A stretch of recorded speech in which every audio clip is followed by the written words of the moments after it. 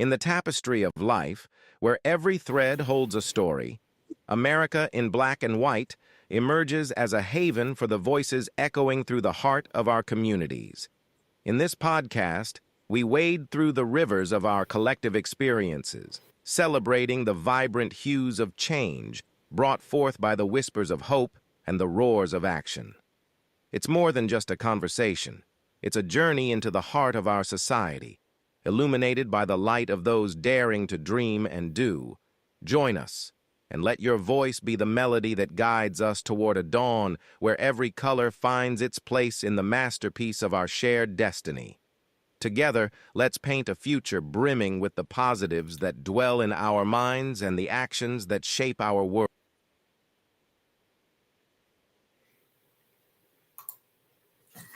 Good evening, ladies and gentlemen, and welcome to another episode of America in Black and White, the hottest podcast in America, where we are here to inspire, motivate, and expand the underserved and marginalized communities and to give voice to those that feel voiceless. Tonight, we have a very special guest. We've got Mr. Gary L. Choice. Gary L. Choice Sr. is a distinguished leader with a remarkable career spanning multiple fields. He is a retired Air Force officer, a major, with 24 years of service, and a retired postmaster from the United States Postal Service, where he served for 35 years. Gary has a demonstrated history of excellence in government administration, emergency management, conflict resolution, team building, and public speaking. Gary holds a master's degree in business management and divinity from Liberty University with an emphasis on pastoral leadership and counseling. He also earned an MBA in business administration management from Columbia State University and a Bachelor of Science degree in industrial technology management from the University of Texas at Tyler. Additionally, he holds associate degrees in Bible research, electrical technology, and mid-management from Tyler Junior College. As the CEO and founder of Victory Through Faith Ministry Incorporated, Gary has exemplified strong leadership and operational management. He is married to Ava, and together they have 5 children and 6 grandchildren. Gary's dedication to his community and his commitment to excellence have made him a respected figure in both his professional and personal life. Ladies and gentlemen, I introduce you guys to Mr. Gary L. Choice Sr. Hello, sir. Hello, Charles. How you doing? I'm doing just excellent. Thanks for joining us. It's a pleasure. So, is there anything you'd like to add to your bio before we jump into the show? I was listening to you, and we talk all the time, and I was like, "Are you talking about me?" No.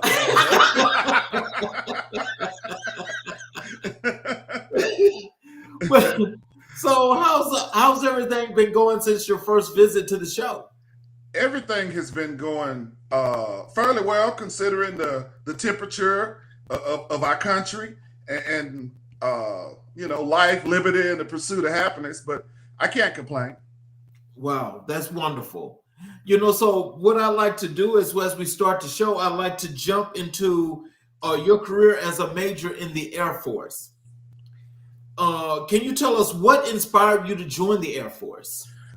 Charles, my choice to join the Air Force had come from the 7 years that I started off in the United States Navy. And when I spent 5 years on active duty in the Navy as an enlisted personnel, I achieved the rank of E5 as a radioman. I got out to go to college, and I applied for ROTC, and somehow it didn't work out, but God had a plan. I came home, joined the Navy Reserve, and when I joined the Navy Reserve, I liked hands-on, and being in the Navy Reserve was not my cup of tea. A friend of mine went to the Air Force. He said, "You come over, you'll love it." I went to Barksdale Air Force Base, and it was a career that lasted 17 years, and I just fell in love. The one thing I do want to say, Charles, that when I joined the Air Force, and it was wonderful. My career just took off. Everybody would ask me, if you had it to do over again, would you go straight Air Force? And the answer is no. I'm Navy, blue and through.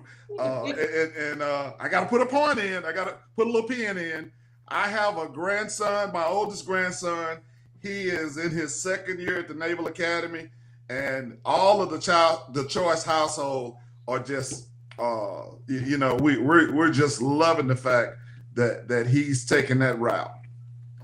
Well, that's wonderful because, me being a naval vet myself, I can't say that I actually had the opportunity of experiencing any other branch, but I've got to say, based on just observation, just like yourself, I think being true blue is just better. I enjoyed my time there.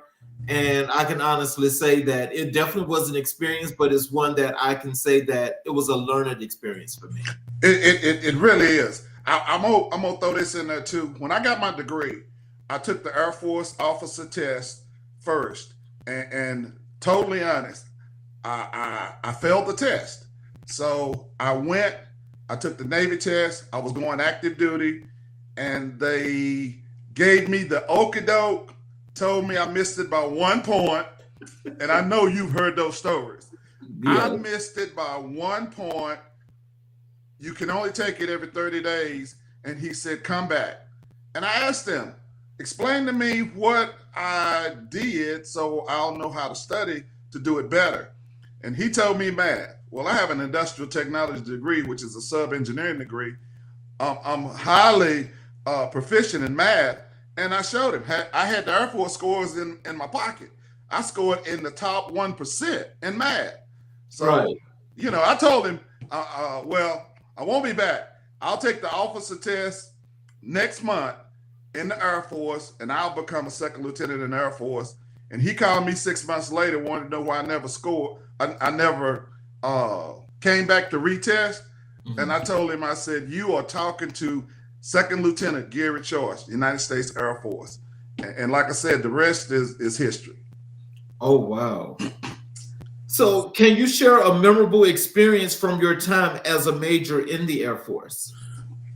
When I became an officer, 6 months later, Desert Storm hit, and I was thrown into Afghanistan as a second lieutenant, brand new, even though I had 11 years in the military. And I was commanding our A-10 unit as a second lieutenant, which I was in a major slot. Well, we was with the Army, and there were no second lieutenants, no first lieutenant Army. All of them were major and above, and they resented me. But the only thing I could do is, like the Chief Master Sergeant, who's a E9, kept telling me, keep your head down, keep your mouth shut, and let us run this, enlisted people, and you take the credit because you're the only officer. And my career went like that. I talked when I was spoke to. I was there. That was the number one thing. I was there. I was present. And basically, I just followed the trend. And it was like I was supposed to be in those places. And you know what they call luck, right? Being in the right place at the right time. And that was it. Yes, sir. I've been to Desert Storm 3 times, and then my last unit was 9/11. We went back, and the guy that was a lieutenant colonel, which is a lieutenant commander, a commander in the Navy, he became a 2-star general, and he made me come command that whole unit, and I was in a colonel slot, which is the same as a captain in the Navy. So my career was always put in those positions, and it was great. And people, I can't say I can take credit for people liking me, but I think that goes back to the person that actually raised me, and that was my parents. And they said, treat people like you want to be treated, and you keep them on an even keel, and the military make you keep those ranks but at the end of the day, you'll be respected for what you do and what you represent, and not try to be something that you're not. And that's the key. Oh, oh boy, you just said a whole mouthful there. Because you got folks that be sure that definitely try. Yeah, you know where I was going with that, don't you? You know exactly where I was going with that. Yeah, and it's true. I've seen that in my whole career. Right. What were some of the biggest challenges you faced during your military career? Even though I was promoted over and over and over, when you come up with those situations that people want to judge you by the color of your skin and not by your character, let me give you a real good one. When I joined the Navy, that was a guy, and I hate to say black and white, but that's what that's the world we live in. That was a white guy who was an E4, he was an ET, and he told me, Choice, if you go in and tell everybody you are the best, even though you don't know nothing, you don't know everything, tell them you're the best. Work at being the best. So when you become the best that you could be, you've been saying it, they have to believe you then. And I chose that to be my little stepping stone, my whole military career. And I'd walk into the room and I'd say, you're looking at the best. I am the best at whatever I was doing, I was the best. And by the time, and you have to put the work in. You have to put the work in. So by the time I got to that level, they had been hearing me say it. They really wasn't watching me take those steps, make those mistakes. But at the end of the day, when I perfected whatever I was going into, I had been saying I was the best so much, they believed it. And that's my story. Oh, wow. So, for our audience that we like to inspire and motivate, can you explain and have, and just in this question I'm about to ask you, could you kind of just in talking to them, have them understand what this really means? How did your training in the Air Force shape your leadership skills? The training that the Air Force gives is what I would call the top of the line training that you would receive. It's unlike any other training that I've ever experienced. Working with the Army the whole time that I was a commissioned officer, their training was field training, hands-on. It wasn't an elite. And what I could see is everything that I learned in college, working on my bachelor's in management, that they would take that and take it to another level. So when I started working for my master's degree, I was already in my mind at that level. They always take you, if you at a lower level, you have to work above that level. So when you get promoted, you're already there. And all of their training, it was from Fortune 500 companies. It was the elite of all of the military branches.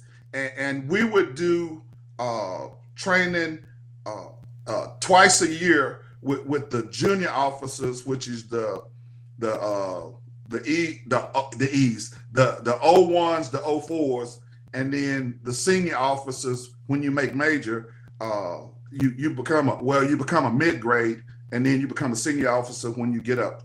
Because they promoted me into that colonel slot, I started getting that training then. And they keep you up. And when you walk into a room, they make you have the command that you are the person in charge in that room. Yeah, but with that being said, how did you shape and form those officers with your leadership style as to the right direction to go and the things to do, how to do them, why to do them? When I made captain, that put me over a group of junior officers.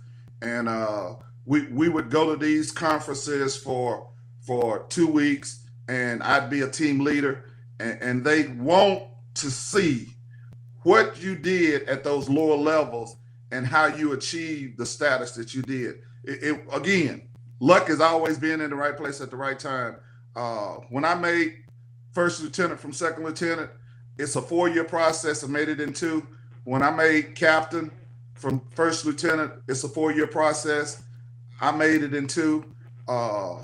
When I made major, it's a 7-year process. So basically, you're looking at almost 14 years to get there. I did that in a total of 7 years. And it's only because, 1, God's grace, and 2, putting the work in. And you have to take all of these classes. You have to pass all of these classes. And they are educational focus on everything that you do.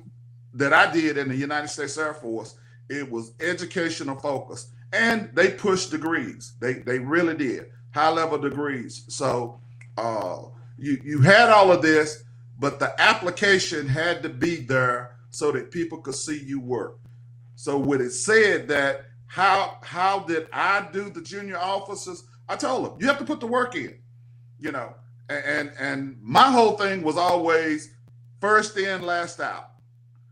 And they would have meetings at the golf course. I know you've heard about those meetings. And at first, yes, I wasn't going because I was putting the work in.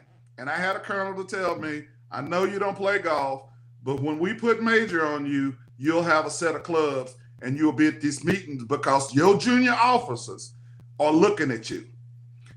And on all branches of services, that's a real big deal. So you have to show up.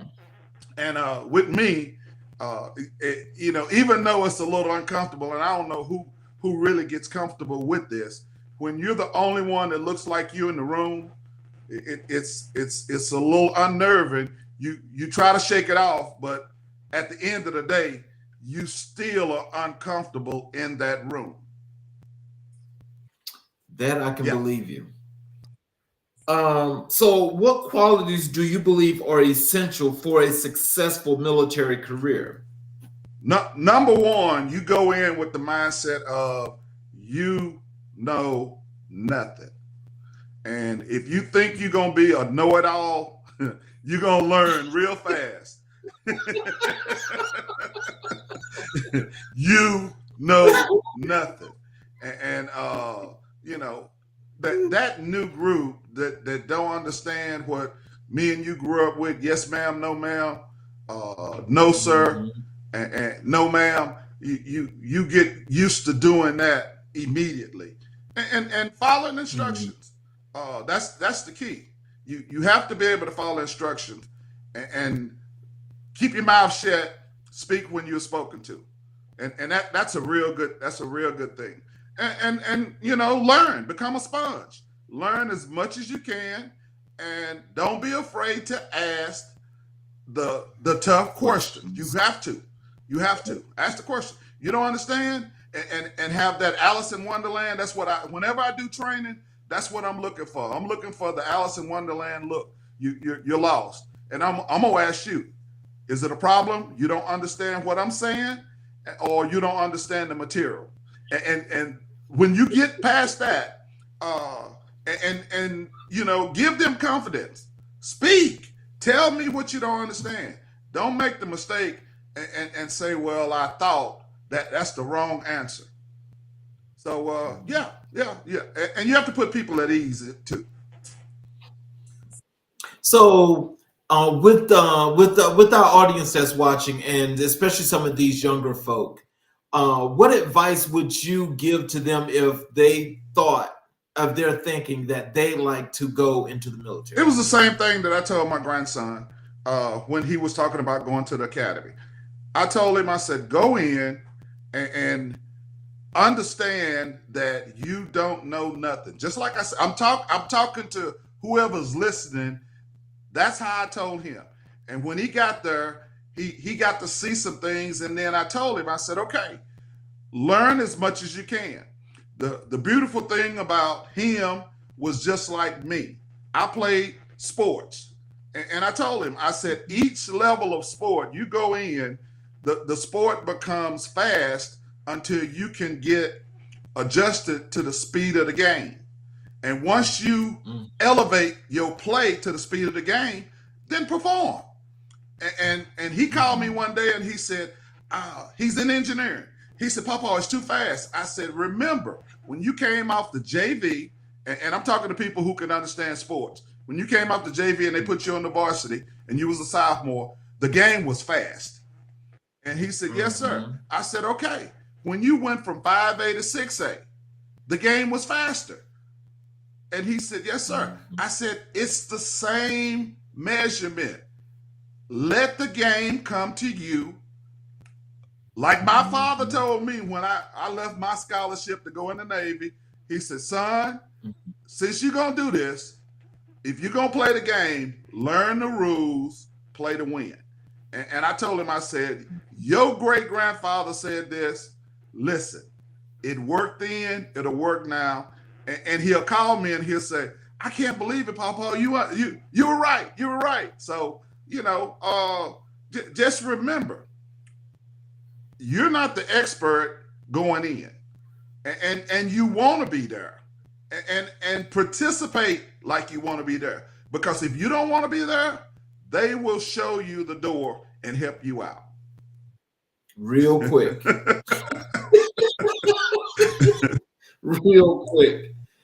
How did you balance the demands of military service with your personal life? I have to admit, military life, you go in and the mindset of God, country, family, and they put it in that perspective. You serve a higher power, no matter what you call your God. The military is above your family, but it's not your total family. Your personal life have to be separate, but your family have to understand the military will always be first. And it doesn't matter which branch of service you go into, it's gonna be number one. And if it's not number one below God, you have a problem. And again, they will say, okay, you're not conforming to this military life. We're gonna show you the door so you can be over there with your family. And they want you to have a family life, and it's a good thing. But your family have to understand the military does come first. So can you describe a time when you had to make a difficult decision as a major? Yeah, it was a lot of those difficult decisions in my career. Being activated, being shipped here, there, and another place, and I had kids at home that were growing up. And when I made major, I was taking my oldest son to college, and I could not remember most of his childhood. And he was the oldest, and it was distraught. I couldn't. So I went by his college on the way home, and I told him, I said, I needed to apologize. I was always gone. I missed certain things. And he said, no, you were there. I said, yes, I was there when I could. But for the most part, serving your country, you're gone. And the activation of when a ship pulls out, that's 6 months. The thing about the Air Force, the activation, you could be gone 30 days or you could be gone 6 months. So you never know. But it's always in the event of serving your country. And that's the focus. And everybody needed to understand that when whatever branch of service showed up, they were the best in the world because they was the best trained in the world. And that's the key. That's the key. And the job that you do, you are the best trained at doing that job. And you should take pride in that. And that's the way it was. And I love that military environment, and I love that military life. But when it was time to go, just like everything else, you have to say bye. Yeah. So what role did teamwork play in your success in the Air Force? The one thing that they did push, both in the Navy and the Air Force, especially the Air Force, it was team building. Most of those activities that we did in those training sessions, it was all about team building. They would put you in a group. They would rotate the leadership in that group, and they would express, when it's time for you to lead, the rest of this group are required to support you in taking on the goal. And you have to understand, it was all about team building. And that's important. If you have a group of people, you have to employ each one of them to give you their best. And when you find that one is not giving you something, then you have to find out what's going on, because you need everybody's attention to help you achieve whatever goal you're trying to make. Well, I will say from my time in the military, and since I've been out as a civilian, I will tell you, that is so true, because I honestly believe in the team concept. Yes.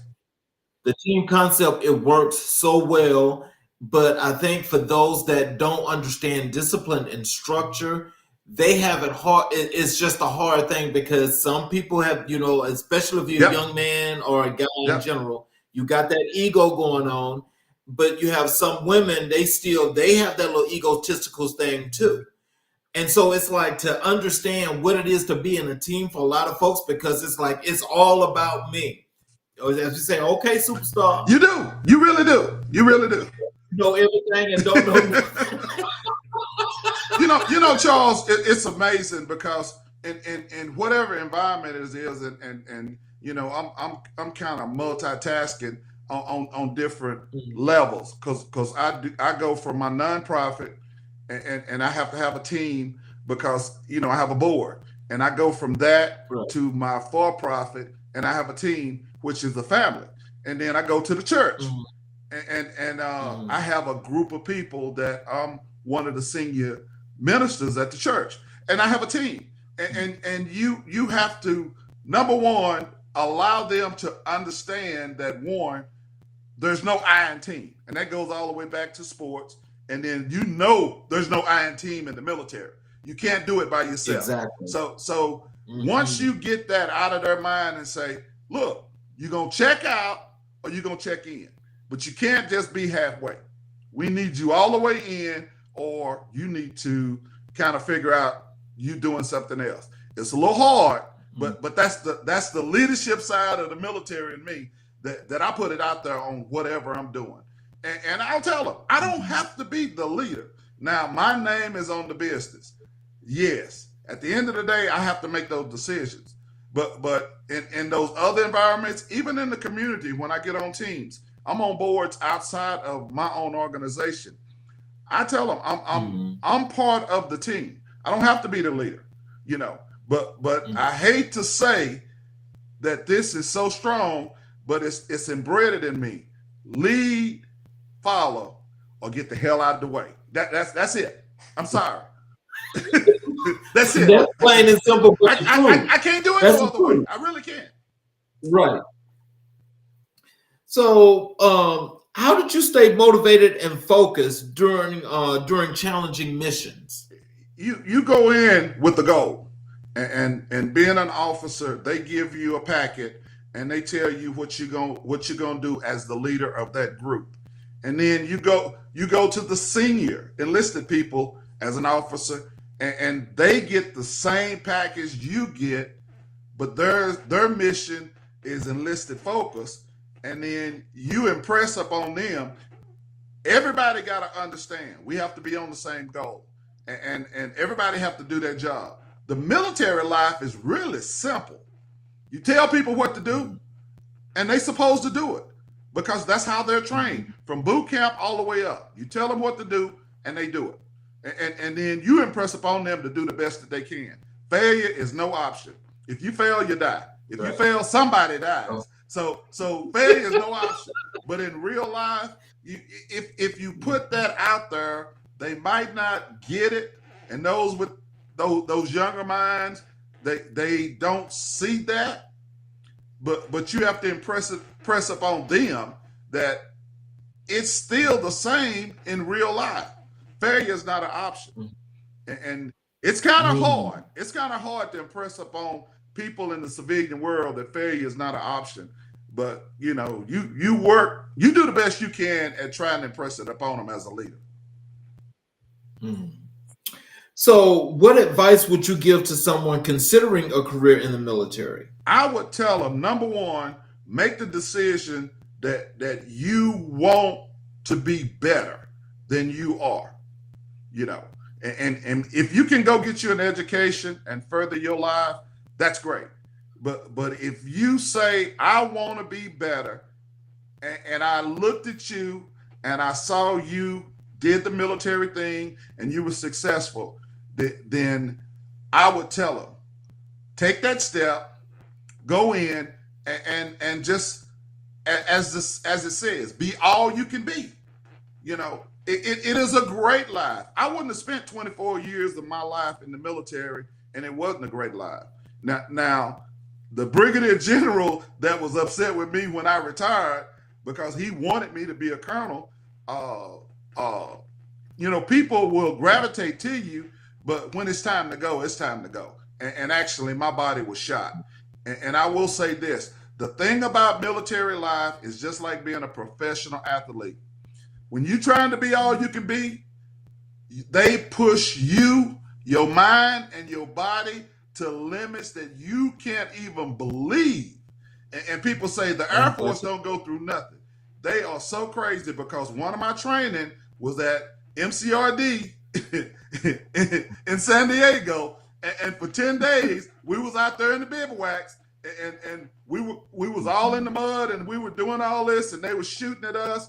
I mean, you know, you could hear it, but they wasn't shooting real bullets. But your mind, once people are shooting at you, don't believe that that's not real. You know, and Right. and they train you that way. They push your body to the limits, and you know, when you get out, just like a professional athlete, for the most part, most people are broke down because they did that kind of training. Yo. But I'm gonna be honest with you, I loved it. I really did. I loved it. I loved it. So, from an overall perspective, what is it that you want people to learn and to understand about your experience as military in the military as a military officer? My experience in the military was it was challenging, it was rewarding, and it really was making me the person that I have become. You know, as a leader, I learned about leadership skills. I learned about a leadership role. I learned that when I walk in the room, number one, I never had to be boisterous. I never had to be argumentative. I just came in and commanded the presence that if I spoke, it was like E.F. Hutton. And people said, okay, he has something to say. And it's important. And that carried over to my postal career. I as a leader, as an executive level leader, in those rooms, when I spoke, I thought about it. So when it was time for me to speak, when it was time for me to say, this is what I think we should do, that's exactly what I commanded. And all of it comes back to the military training, and everything starts at basic training. I believe, and this is a personal thing, and it's been tried, and I've seen it successful. Everybody should go through a boot camp of life so that you can have a foundation on something, and that will give you that platform to grow from. And it's a military thing, it's a church thing, but you have to have a foundation of something for you to say, I can hang my hat on this training because I know I can always stand on it because I've been tried and proven that it works. And military life does work. It does work. You know, that is really interesting as you think about it, because I think You know, especially those that really need discipline and Yes. structure. I mean, like a boot camp would just really be Yes. perfect for a lot I of believe people. that. I believe that. Yeah. And I don't want to say we should go back to the draft, but young men and women should have a 2-year commitment out of high school to get a foundation of that. Other countries do it, you know, Mhm. and we give these people these choices, and we know what's happening in the world today. All these mass shootings.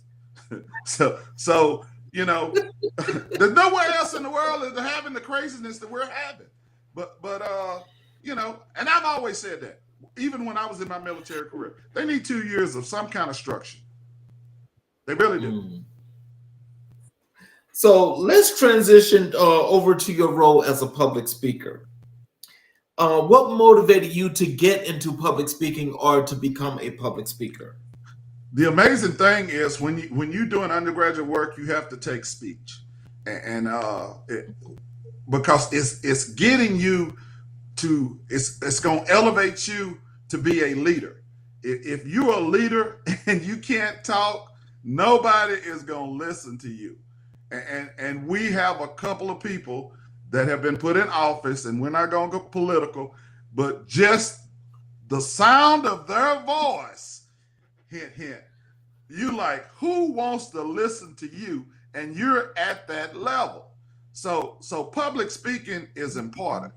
And what I learned when I was in undergrad, I was a junior, the speech teacher said, you have to start talking because everything that you write is just like you talk. And you know, we all have these school teachers that are in our lives, and they'll tell you, enunciate, enunciate, enunciate. And the one teacher, she said, you probably gonna be a preacher. And I'm like, no. And I have a lot of preachers in my family. And I'm like, no, no. She said, you're natural. We would do impromptu speech, and I would take my topic, 5 minutes, I'd go with it. I never knew where that came from, but it was developing me on being a public speaker. So when I did 2 semesters of undergrad school teaching, it was important. You know, working with those young people, school teachers need all the glory. They need all the praise because it is a job. But when you can get over to what you're trying to educate them on, and I will say, as a male, all of the students, they gravitate toward males more than they do females because probably 75, 80% are female-driven homes. Right. And they need that male figure. And when I graduated, they say, we want to hire you. And I was like, no. And it was good because I got activated in the Desert Storm. But they said, the students love you. And I said, yeah, but there was a couple of them I wanted to put my hands on. Right. I can imagine. I can imagine. Can you share a memorable speaking engagement and its impact on the audience? I did a commencement for a middle school, and actually I stole it from a minister that did one like a year or two before mine, and he was so captivating that they didn't know he was preaching to them, and I turned his into a motivational speech with the 3 points, and it was so good that the parents came after and said, wow, if I didn't know any better, I swear, because they gave the same background that you gave, and they said, I swear you was a preacher, but you wasn't preaching to the kids. You literally talked to the kids like you know them. And I'm like, yeah, because I did student teaching as a middle school teacher, and I know what they need to hear and they want to hear. And it was so great. So that one and one of the speeches that I had to give that when I was on the executive board for the Postmasters, it was the same way. And it was so rewarding that a couple of them would come and say, you tried to preach, but it didn't come off you was preaching. You was giving us a speech. And I said, well, every speech that you give should be motivational. And you have to have some motivation in it. And you know, I tell people I have to throw some gospel in it because I am a preacher. And then, you know, you give them a little story at the end to tie it all together. And it works. It works. All speeches, they were saying 3 points and a poem. Everything that I've taken training on public speaking and delivering a message is 3 points and a poem. You know, you say what you're going to say, tell them what you want them to know, and then tell them what you told them. And that works. It's simple, and they always say kiss it. Keep it short and simple. And you do. And so basically, I mean, I'm just to think about that. So basically, this is just like, you know, when you keep it simple, or you putting it in the points in which you was just saying. Yes, you primarily is to let you know that this is you. Well, you know what? It could be profound. The best speech giver to date that I've ever actually been affiliated with, not personally, but I've seen all of his speeches, is Dr. King. He didn't talk over people. He never talked under people. He talked to them. And it is the best thing that I can do as a minister, that I'm a follower of Jesus Christ. Everything that he did was the identical same way. All of the stuff that you read about him, he never talked over people. He never talked under people. He talked to them. And he was right there where they was. And when my uncle, who was my mother's brother, who was our senior pastor, he would always say, when I started preaching, he said, know your audience, talk to them. If that church, and we called it here in East Texas, the Chitlin Circuit, and my wife would always ask, why do you go to all these little bitty churches and preach? She said, we be so far in the country, we didn't even get a signal. Oh, wow. and I said, they told me you will never be a successful preacher until you go through the Chitlin Circuit. And it made sense going into all these places. And I heard a story. And the guy said that he had a big church in a big city, 4,000 or 5,000 members, and he got burned out. And he was driving and ran up on a little small church. They had about 10 to 15 people. They did Bible study, and it grew. But he said, this is where I am. And they invited him to do the convention. And he gave this wonderful message. And they asked him, why are you in this little bitty church? And I got the same thing at the little church that I pastored. When I got there was only 25 members, and we grew to about 125. And I said the same thing because I'd heard his story. He said they need quality along with quantity preaching and teaching in those rural country churches, just like they do in the big churches. And it's so true.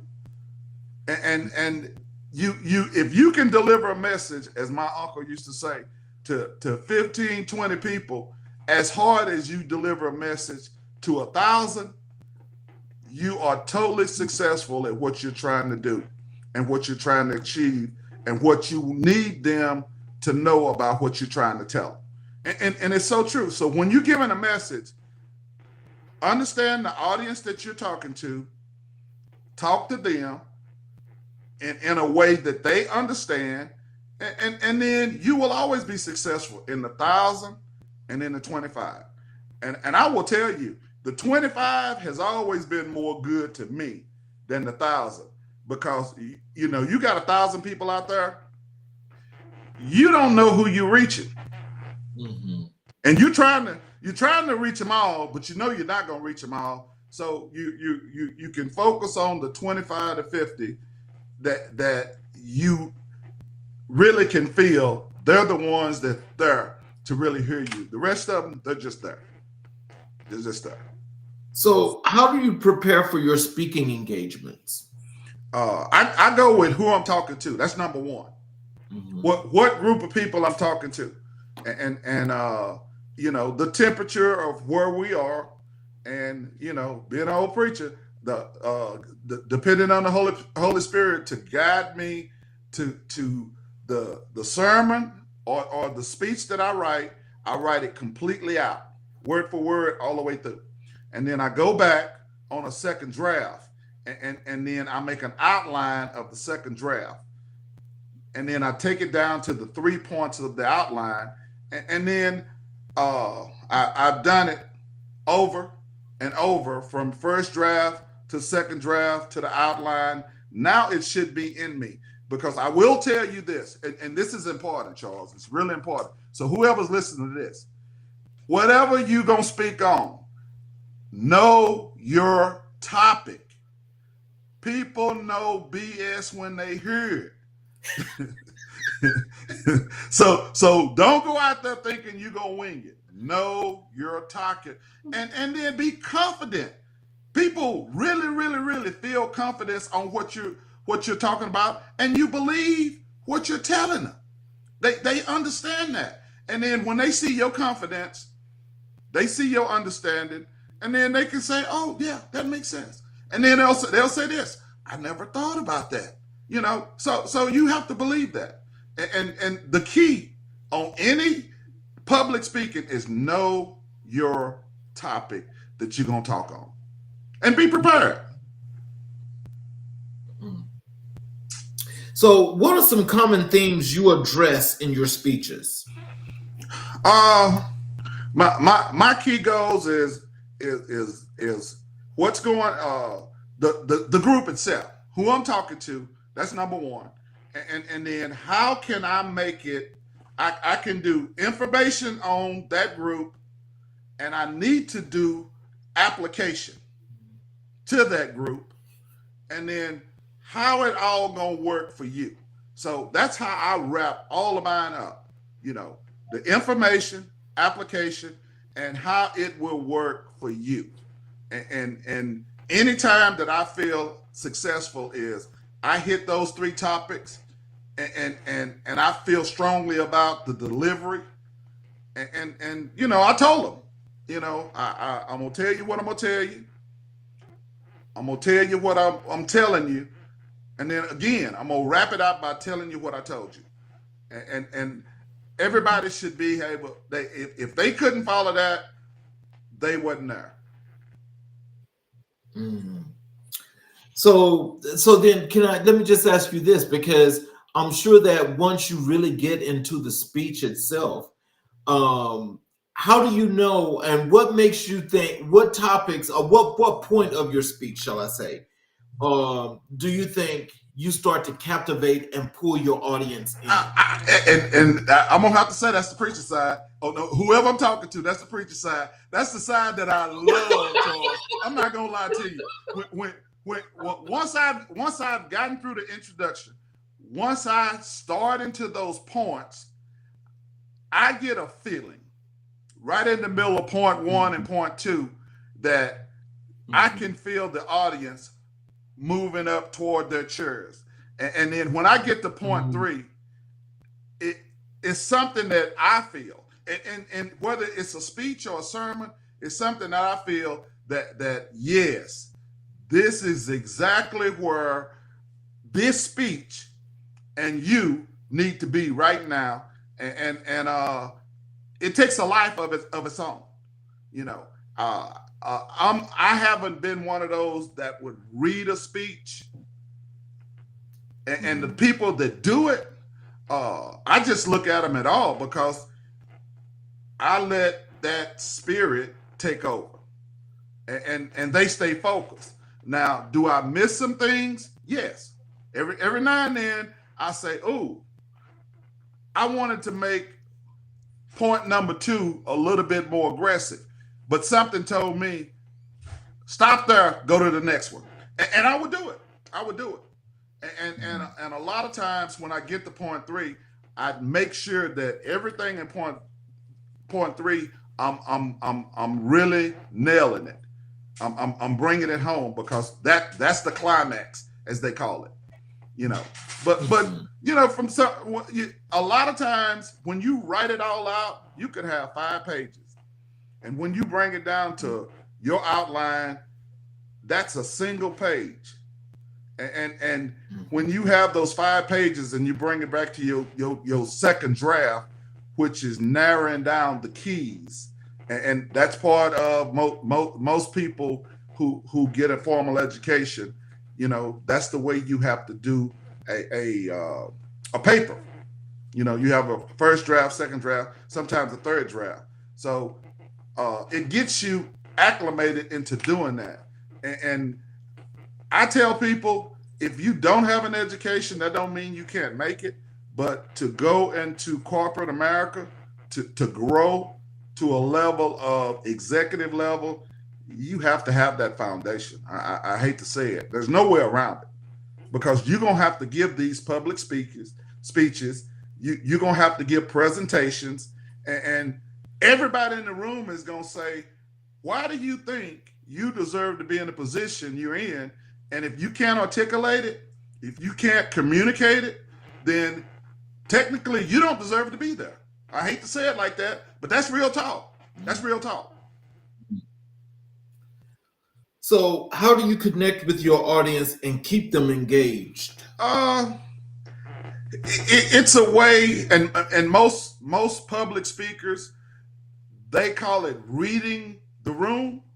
And you know, you talk to who's really involved, and then you scan, and you do your left to right to left scan the whole time you're talking, because you don't want to focus on one person, and you don't want to get distracted too, because I've had it to where I'm scanning the room, and that was one, and he was looking at me like, as soon as you get through, I'm gonna kill you, and I got shocked.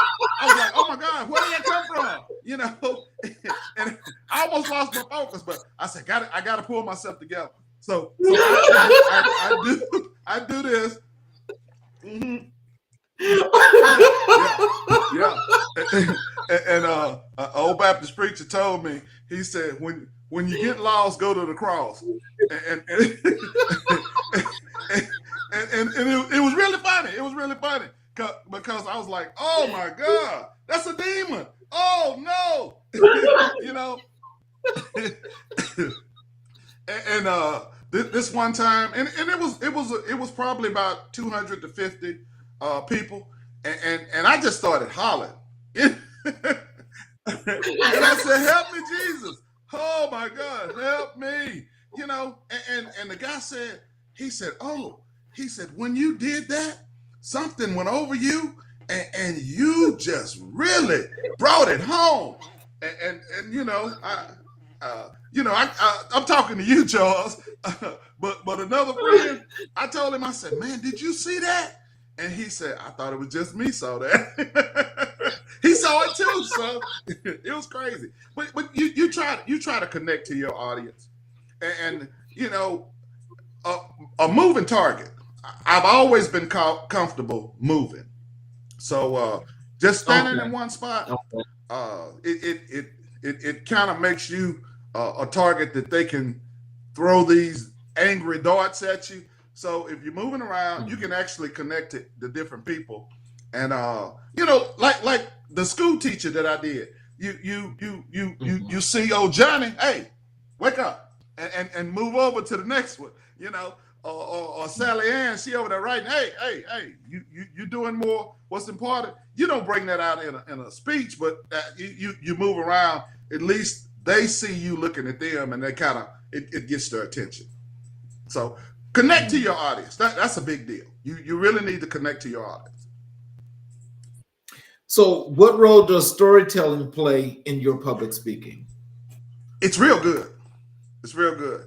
You usually on public speaking, I try not to bring my family involved, but ever since I've been preaching 35 years, Charles, my family has been the focus of my sermons, you know. And I tell them, I said, I got the 5 kids, and it's like the 5 different people in the church that's in the Bible. And I got each one have their own personality, and you deal with it, and you deal with it at that level. And my wife would always say, "Stop preaching about us in your sermon." And I said, but it connects them to us, which it does. It really does. It really does. Mm-hmm.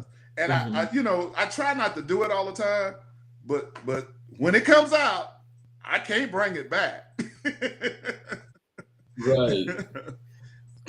So, how do you handle nervousness or stage fright before a speaking event? I have heard two great speakers say the same thing about nervousness. Steve Harvey in his stand-up and Bishop T.D. Jakes in his preaching. Both of them says that as long as they've been doing what they're doing, if they're not nervous before they go out, it's a problem. And I thought after a while that I shouldn't have those nerves. They keep you on your toes, and it does. If I'm too relaxed, I'm really shocked. I'm really shocked. When I get anxiety, Charles, when I start preparing for my message, I really do. And I'm like, I know this, wow. and by the time I get ready to do it, I'm keyed up, just like you hyped up on coffee, I'm keyed up, but you have that little edge that, and Bishop Jake says, it's not about you. And if it's a sermon, it's not about you at all. Who are you really trying to impress? If you're trying to impress them, you're going to fall on your face. And in my younger years, that is a bad place to be, Charles. When you get out there and it's a flop, because it's like you can hear crickets toward the middle and you can hear crickets at the end, and you're like, oh my God. But when you know who you're talking to, it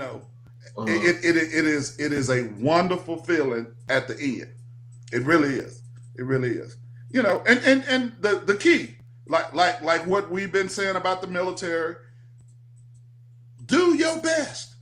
And if you did your best, I raised all 5 of my kids the same way. I talked to my grandkids, they all participate in sports. And I tell them, if you're doing your best, nobody can say anything. If it was not your best, you had no business out there. And that's the key. Oh, that's the key. That's profound. That's profound. What advice would you give to aspiring public speakers? Prepare. And the key on preparation is the 3 things. Know the information that you want to give them, know who they are, and why you want to give that. It'd be, I got a group of middle schools that I'm going to give this speech to, and I'm going to talk about mechanical engineering. Who's going to listen to me? Nobody. So know your audience, know what level that you're going to talk on, give them the information, give them application. Even middle schoolers, you can give them application to what you're trying to tell them. Because if you can't, then you miss your audience. And then you wrap it up with something that they can relate to as a story. Every speech needs to end with some kind of story, whether it's about you, whether it's about real life that they can understand. And, I did one. It was speaking to a little group. My son wanted me to come talk to his football deal. And at the end, and I said, anybody have heard of Mary Had a Little Lamb? What would that mean about football? And they said, did he just say Mary had a little lamb? I said, anybody know Mary Had a Little Lamb? And they like, is he crazy? And then I said, okay, the little lamb is the running back. Mary is the quarterback. She wants to make sure that little lamb can get a touchdown. How many people can relate to their position and what they supposed to be doing? And my son told me after, he said, Daddy, when you said Mary had a little lamb, I said, why did I ask him to come speak to them? He said, it was the best practice we ever had. He said, they were all focused.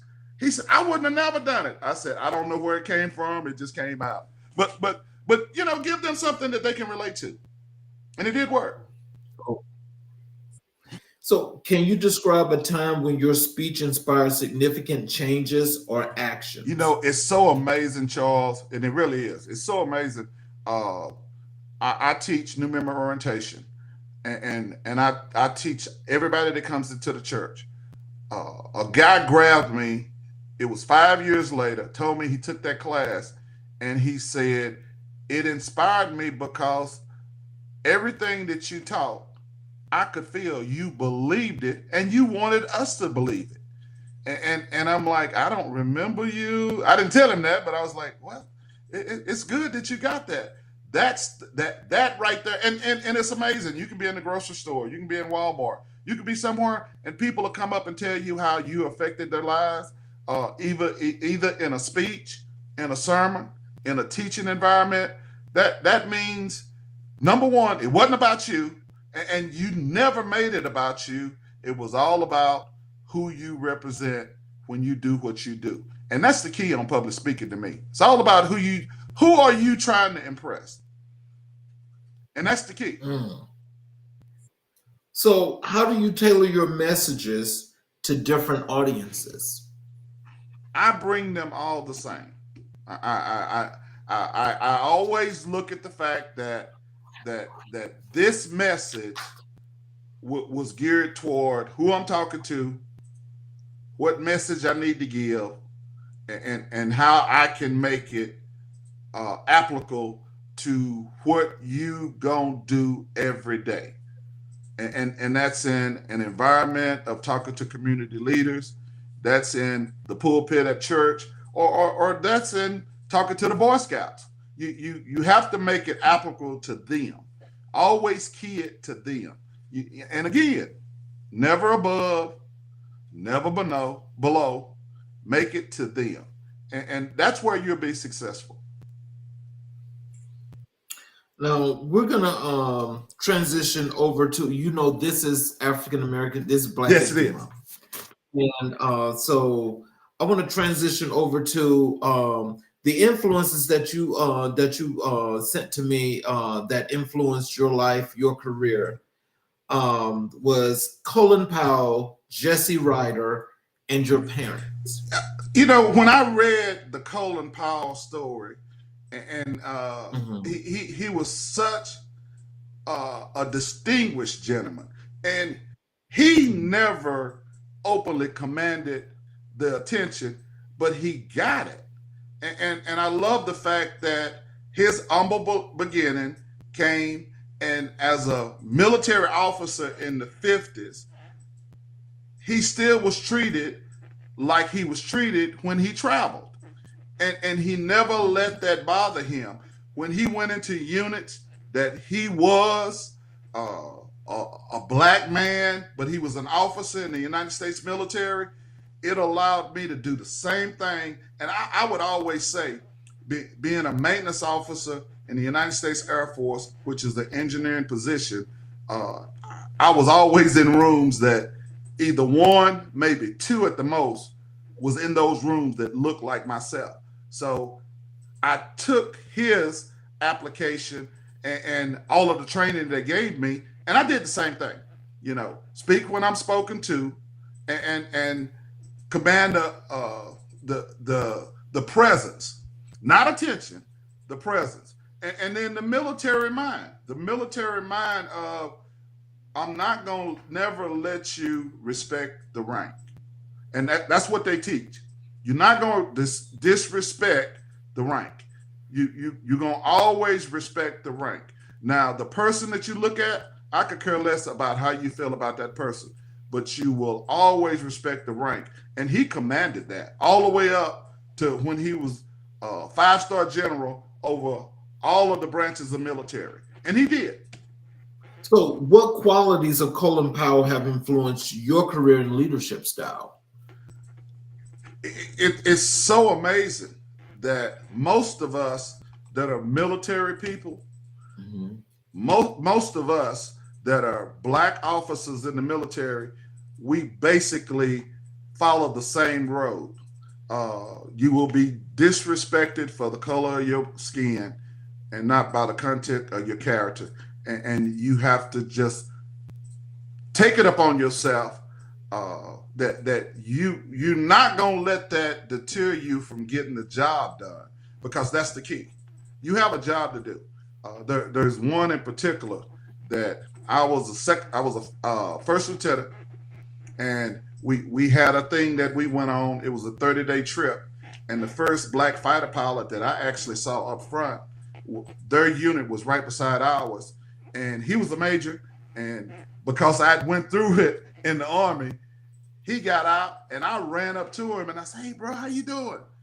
And he looked at me, and he said, "Bro."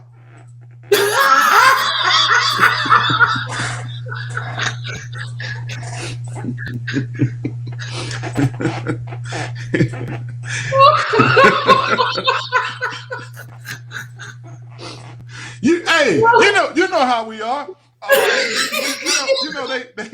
They say when you're in one group you act one way, and when you're in another group you act a certain way. And I was like, I guess I lost myself. Well, he just didn't know when the code switch, apparently. Well, he said, you will address me as Major, whatever his name was. And I said, "Yes, sir." So my chief and his chief was always right there, because they was basically the top enlisted people over the group. Mm-hmm. And they pulled me aside. Again, I can't tell you favor is not fair, because it's not. All three of these guys didn't look like me. Mm-hmm. All three of these guys didn't look like me. But for whatever reason, they had a respect for me.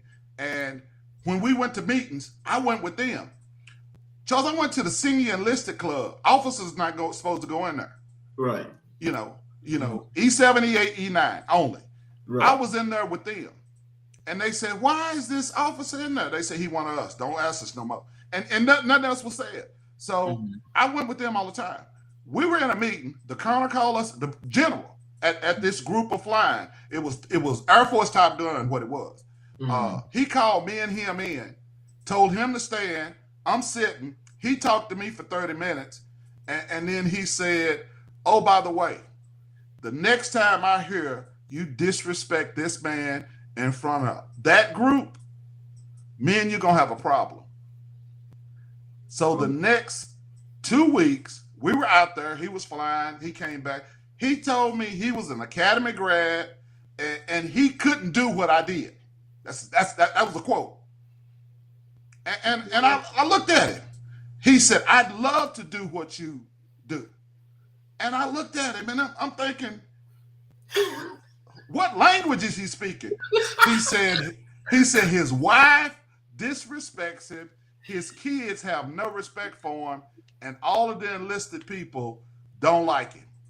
It's a reason. There's a reason. Yeah.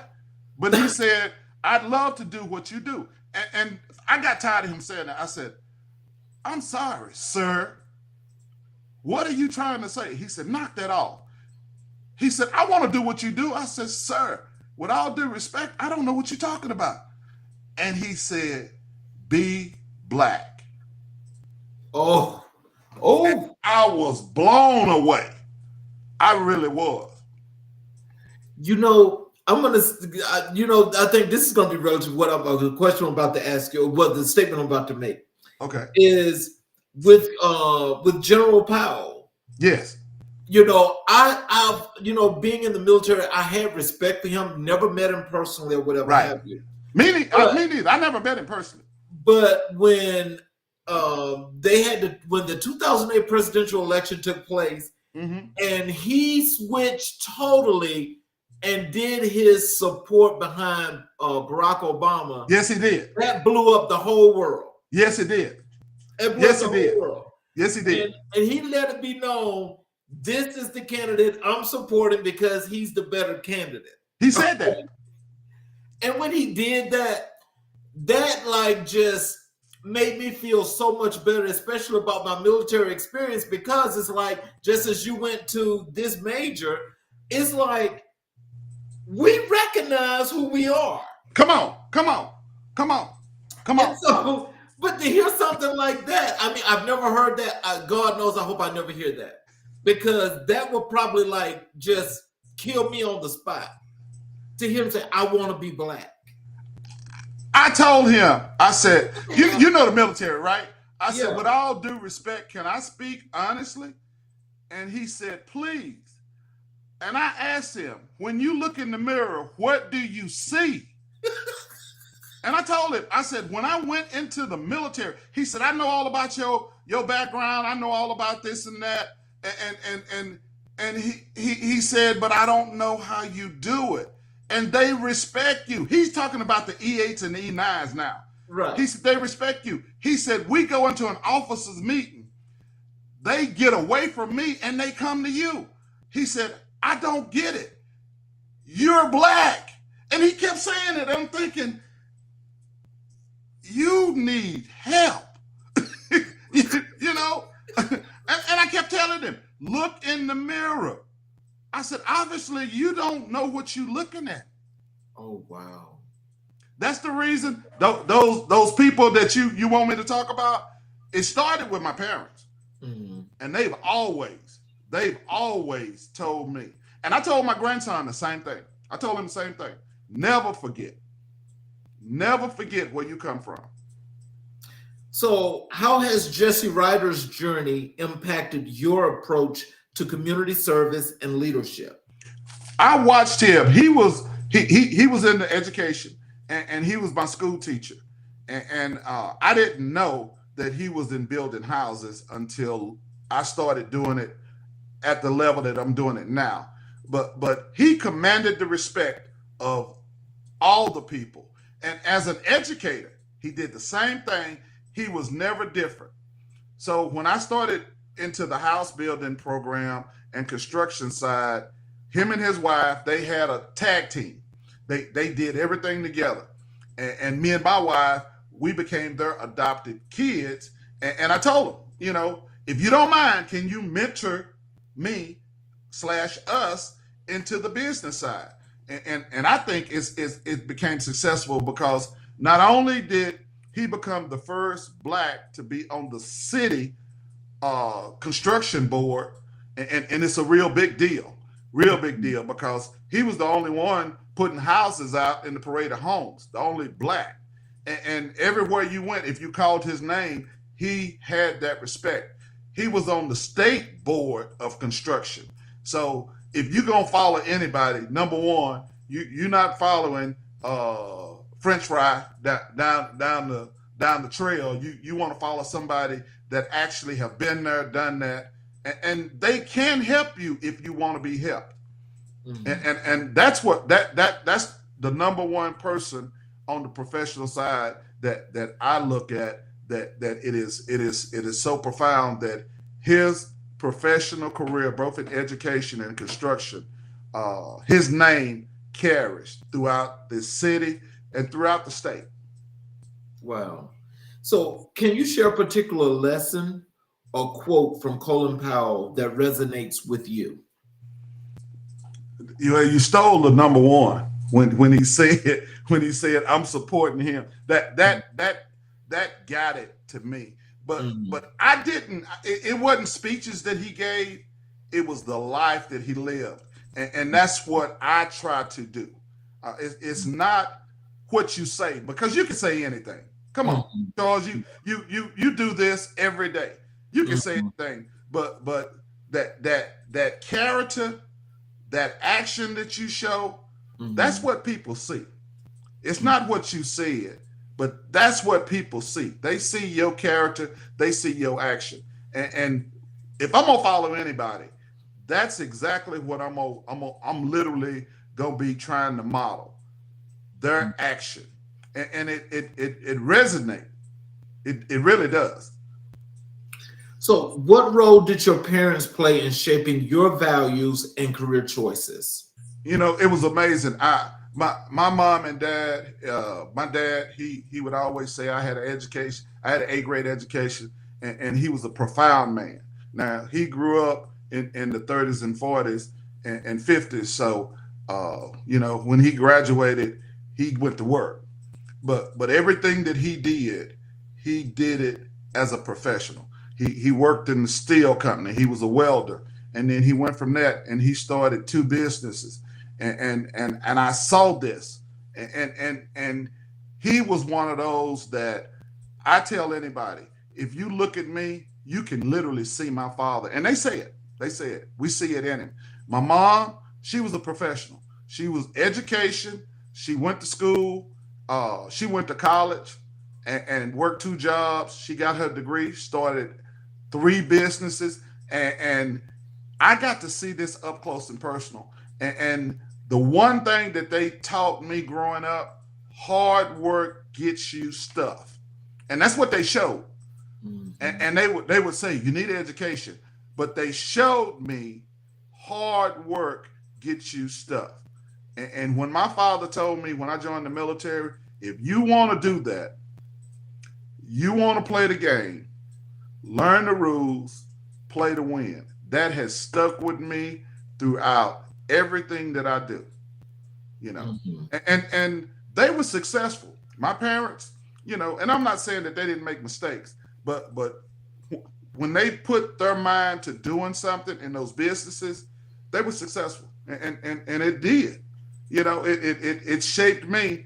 If you want to do it, hard work gets you the results that you're working for. And it don't mean you're not gonna make mistakes. And I don't want anybody to think that nobody makes mistakes. It's so amazing. People will see a success, but they have no idea about how many times you stumbled and failed. They have no idea that a lot of those stumbles, you hit your face and you scarred your face up. Now you healed because you got up. Right. And that's the key. So how did your parents' teachings influence your approach to leadership and service? Neither one of my parents had service. They didn't have the military service. I didn't realize until later that we had people to go all the way back to the Civil War that fought for the country. And I didn't know where my drive came from until I did my ancestral DNA. But they had it in their bloodline that failure was not an option. And a lot of people, they go into stuff and they say, well, if it don't work, oh well. No, you have to go into it with a mindset of failure is not an option. And that means you have investigated whatever situation you want to go into, and you say, I want to do this. And either you're all in or you're not. Yep. And you have to be. There's no way Charles King could be successful if he wasn't all in. Exactly.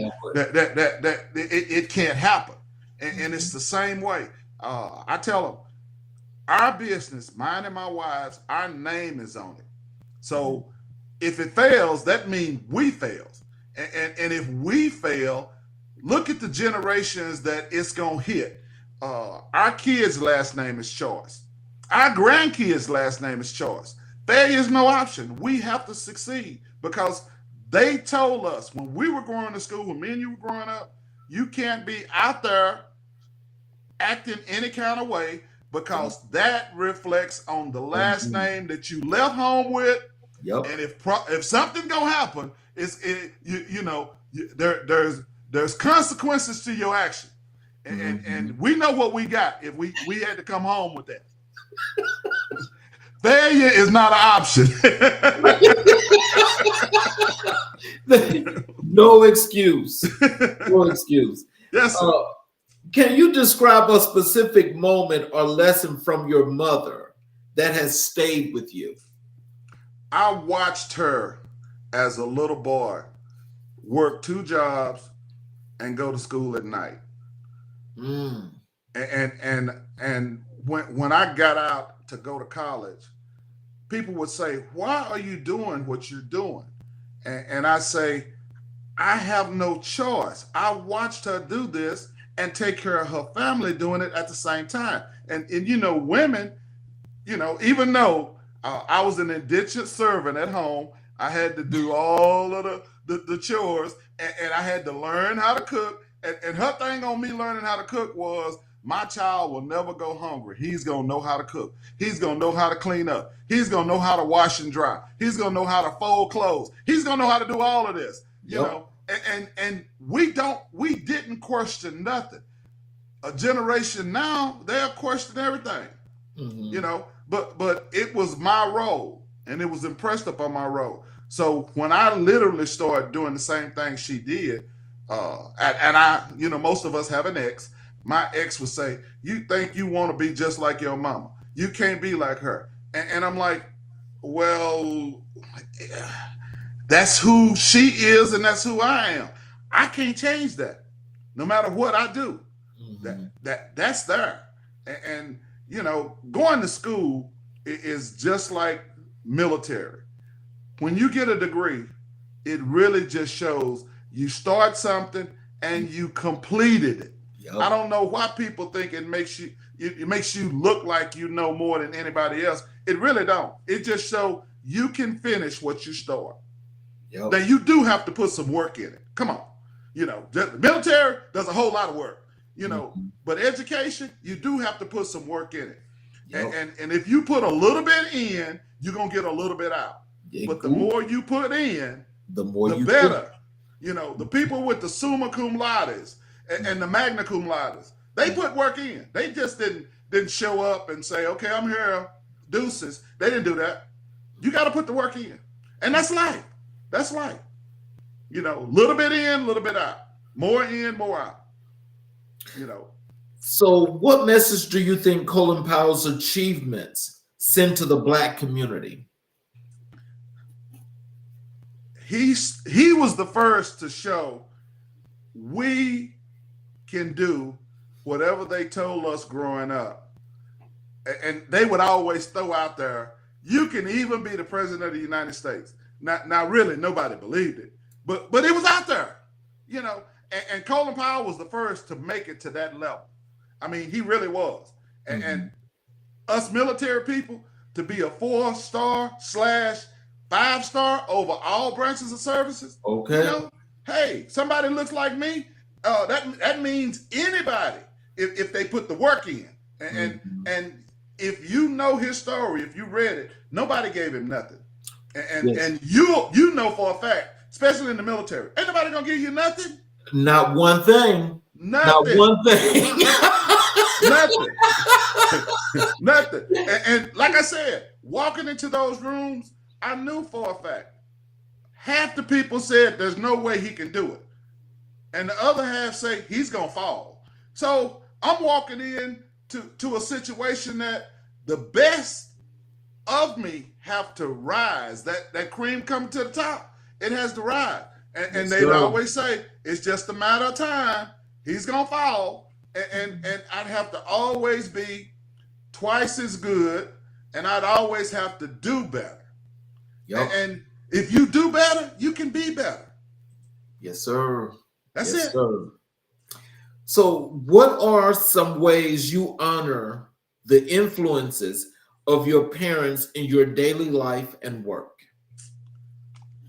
I think about it all the time. And you know, mama, daddy, grandpa, all of them are gone now.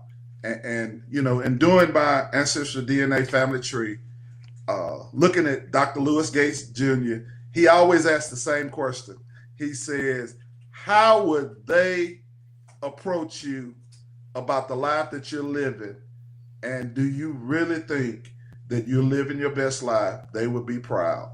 And my answer would be, as my mom would say all the time, everything that you've done in your life, I'm proud of you. And the first time my father, and I'm going to say black men at that time and date, they was not touchy-feely. They wasn't. He hugged me and told me, it was his second bout of prostate cancer. He said, I want you to know I'm proud of you and I love you. And the first thing came to my mind was, oh my God, he's dying. Because he had never done it, you know. And in my mom's last days, you know, we had words, and my oldest son, she would always tell him, I love you. And he said, I love you, Grandma. And I said, do you realize you never told me you loved me? And she said, yes, I did. I said, I'm not saying you didn't show me, but I'm saying you didn't love me. So she started doing that. But that's not who they were. And it was understood. I'm not saying it was acceptable, but it was understood. But when my father did that and told me about the accolades that I had achieved, because, you know, God's been good, my military career, I got awards that, you know, I can't say because of who I was, but it was the work that I did, you know, and in life, I've gotten awards. And when they said that, you don't think people are looking, but they really are, especially your parents. So yes, I thank Grandma, I thank Mom and Daddy, Grandpa. If we had that meeting, they said, you know what, we taught you well, and you went out and you did exactly what we taught you to do, and that was to be your best and to represent us, because that last name means something. And that's what I do on a daily basis. I really do. So, how do you plan to incorporate the values and lessons from Colin Powell, Jesse Ryder, and your parents into your future projects and initiatives? Wait, I'm so much at this. I'm knocking on 65. So, I as long as I have breath and I can do what I'm doing, those three groups of people. When I say, if Colin Powell could meet me, he would say what Brigadier, well, 4-star General in the Air Force said sitting across the room from me when I met him at one of those training sessions, who I didn't know. We were all in civilian clothes. Davis, the Tuskegee Airman first pilot, you know, the first black Air Force general.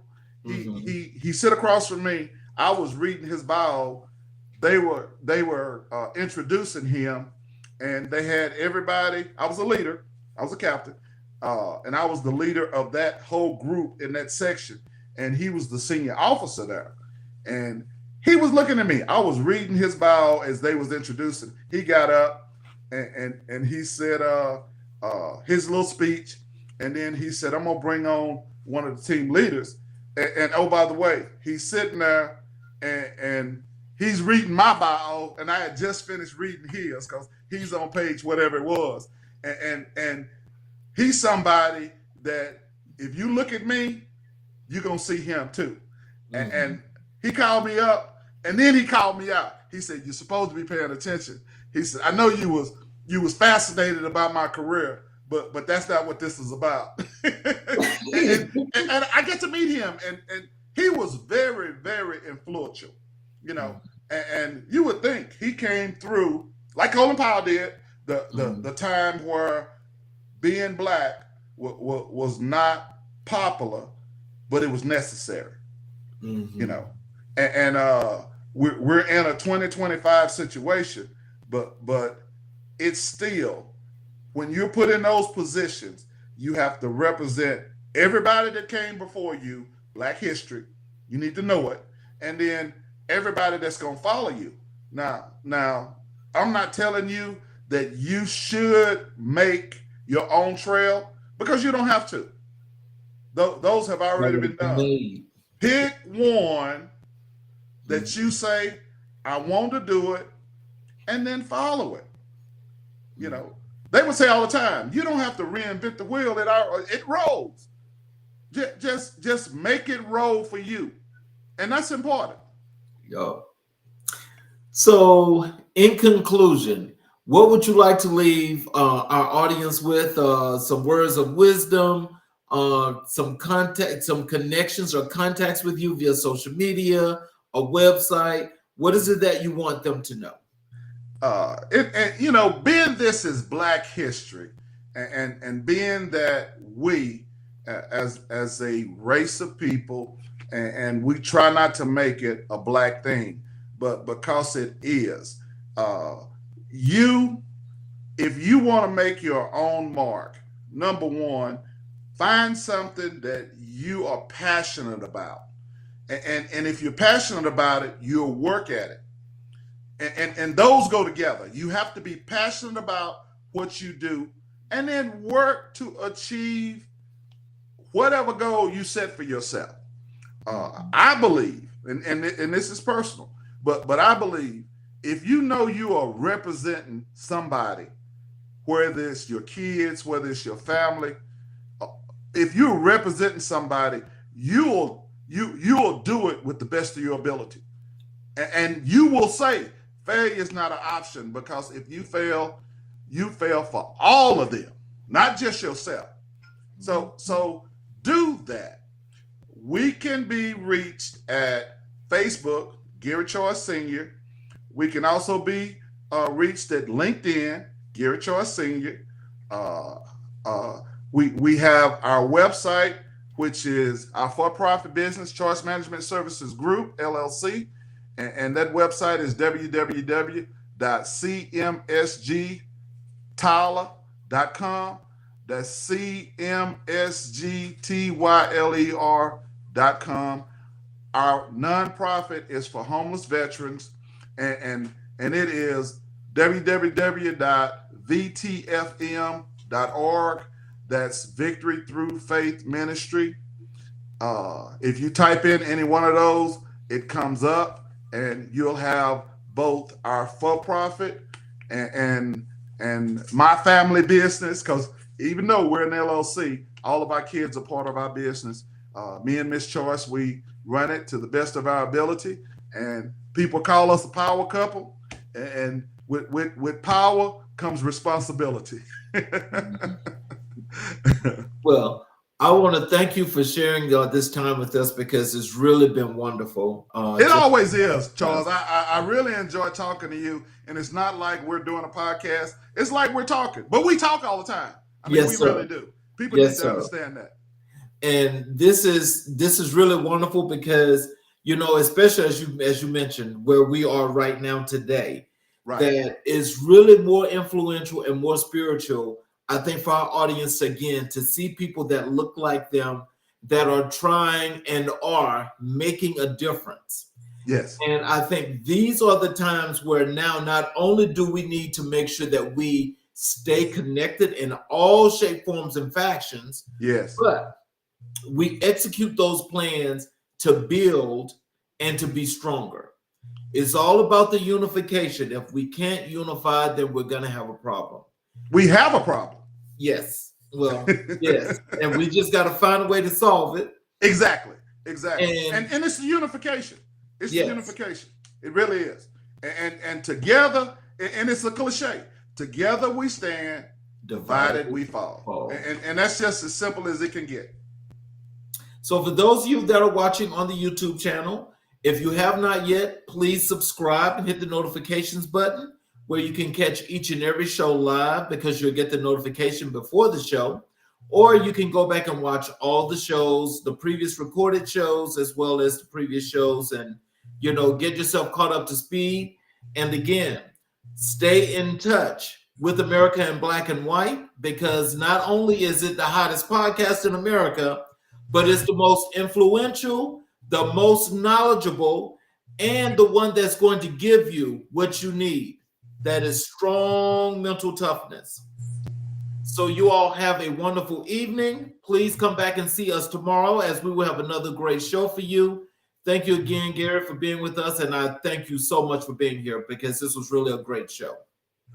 Our pleasure, Charles. And it's good to see you as we are seeing each other now. Yes, sir. Have a good evening, and